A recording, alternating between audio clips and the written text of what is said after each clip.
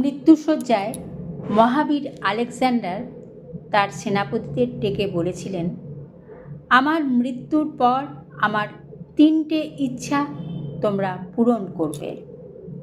আমার প্রথম অভিপ্রায় হচ্ছে শুধুমাত্র আমার চিকিৎসকরাই আমার কফিন বহন করবেন। আমার দ্বিতীয় অভিপ্রায় হচ্ছে আমার কফিন যে পথ দিয়ে যাবে সেই পথে আমার অর্জিত সকল সোনা ও রূপা ছড়িয়ে দিবে।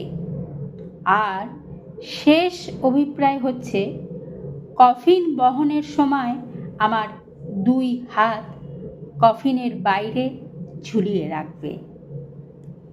তার সেনাপতি তখন তাকে এই বিচিত্র অভিপ্রায় কেন করছেন প্রশ্ন করলেন। দীর্ঘশ্বাস গ্রহণ করে আলেকজান্ডার বললেন, আমি দুনিয়ার সামনে 3টি শিক্ষা রেখে যেতে চাই। আমার চিকিৎসকদের কফিন বহন করতে এই কারণে বলেছি যে যাতে লোকে বুঝতে পারে চিকিৎসক ক্ষমতাহীন, তারা মৃত্যুর থাবা থেকে মানুষকে রক্ষা করতে অক্ষম।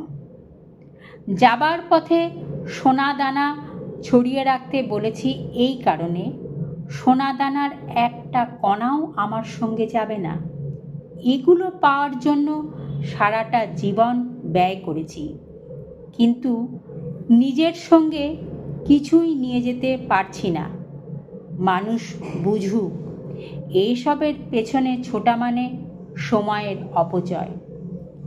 কফিনের বাইরে আমার 2 হাত বাহিরে রাখতে বলেছি মানুষকে বোঝানোর জন্য যে পৃথিবীতে খালি হাতে এসেছি, আজ পৃথিবী থেকে খালি হাতেই চলে যাচ্ছি।